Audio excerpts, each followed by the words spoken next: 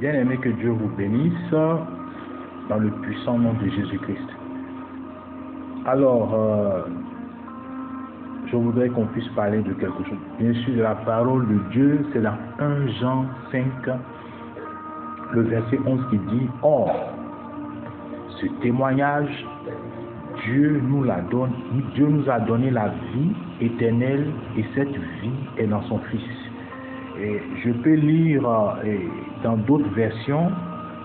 Et quel est le contenu de ce témoignage?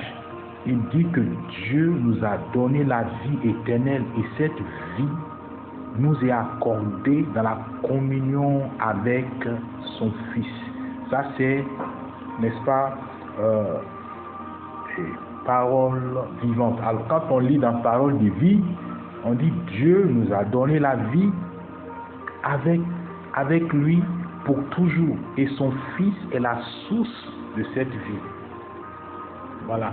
Donc, c'est-à-dire, l'une des choses que je crois que, en tant qu'enfant de Dieu, nous devons savoir, c'est que l'une des choses que Dieu a fait, l'un des buts pour lesquels Dieu nous a sauvés, et que après, n'est-ce pas, être délivrés de la vie de péché, qui nous donne la vie éternelle, sa propre vie. En fait, il y a eu un échange à la croix.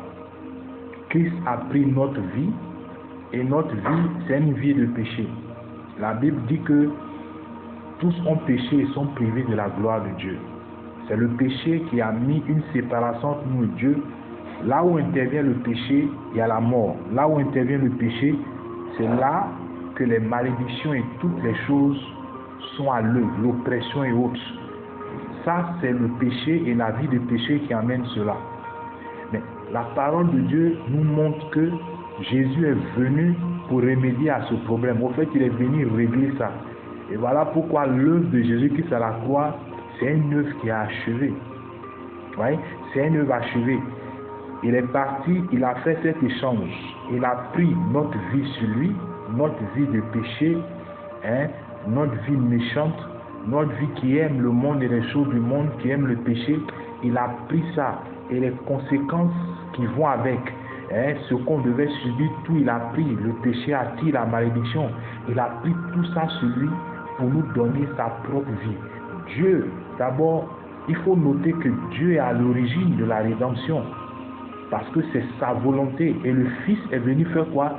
Le Fils est venu exécuter la volonté de Dieu. Dieu est l'architecte. Il est l'instigateur, voyez, du salut. C'est-à-dire, il est l'instigateur du salut de notre âme. Tout cela vient de Dieu. Quand on parle de ce que Christ a fait, ça vient du Père. C'est la volonté du Père. Et c'est à cette volonté que Christ s'est accordé pour que, à notre place, il puisse porter la vie de péché et subir les condamnations et toutes les conséquences de nos péchés subis.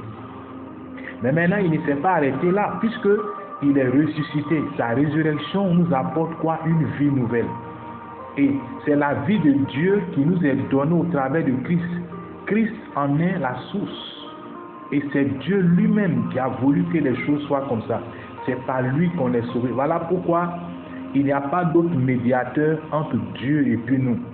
Le seul médiateur entre Dieu et nous, c'est Jésus-Christ. Tout ce que Dieu a fait, il a fait par Jésus. Dieu nous donne une nouvelle vie. Il nous a donné une nouvelle vie et il veut donner une vie nouvelle à quiconque accepte Jésus-Christ dans sa vie. Vous voyez? Et Jésus est la source. Et vous voyez, Dieu nous appelle. Dieu veut, n'est-ce pas, que pour ceux qui n'ont pas cette vie, ils peuvent la recevoir. La source n'est pas dans un homme de Dieu. Ce n'est pas dans une communauté. Les communautés sont bonnes. Nous rendons gloire à Dieu pour les hommes de Dieu. Mais cette vie se trouve en Jésus. Il est la source et ça vient de Dieu. Et il nous donne cela gratuitement quand nous recevons cela. Et pour ceux qui sont déjà dans le Seigneur, on doit être conscient que nous avons en nous la vie de Dieu. La source Christ qui est en nous manifeste cette vie et nous fait marcher chaque jour dans la manifestation de cette vie. Donc, recevez Jésus-Christ. Recevez, c'est dit, le roi de gloire. Permettez à ce que les linteaux de nos raisonnements, les linteaux de la religion, tout ce qui est linteaux qui s'oppose, voyez, à ce qu'ils soient intronisés dans notre vie, soient ôtés, afin qu'ils fassent son entrée dans notre vie. Une vie nouvelle. Il est la source. Et il faut noter que la vie que Jésus donne, nous donne la victoire sur le péché. Ça nous donne la victoire, voyez, sur le diable, sur les dominations. L'ennemi ne supporte pas la lumière. Et quand on parle de cette vie, voyez, dans Jean chapitre 1, la Bible nous dit ceci. La Bible nous dit que, c'est dit cette vie-là, n'est-ce pas? Dans cette parole, il y avait la vie. Et cette vie est la lumière des hommes. Voyez? Donc, c'est dit que cette vie qui nous donne est la lumière. Et les ténèbres ne supportent pas la lumière. Là où la lumière vient briller, les ténèbres doivent s'enfuir. Et c'est ce que Dieu nous donne au travers de Jésus. Et c'est ce dont, en tant qu'enfant de Dieu, on doit être conscient quand on a accepté Jésus dans sa vie. Mais si on ne l'a pas encore accepté, c'est dit, le Seigneur, au travers de ce message, t'appelle. Tu peux t'approcher. Tu peux recevoir cette vie aujourd'hui. Tu peux recevoir cette source. Quand Jésus parlait à la femme samaritaine, c'est une dame qui avait une mauvaise vie. Mais quand Jésus parlait, il lui a dit que, c'est dit, elle n'a qu'à venir boire cette eau. L'eau que lui donne, ça devient une source jusqu'à la vie éternelle. Tu peux le recevoir maintenant. Et pour toi qui es en Christ, sois conscient que tu as une vie nouvelle. Cette vie, tu peux marcher dedans.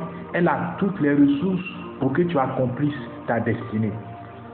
Soyez bénis au nom de Jésus.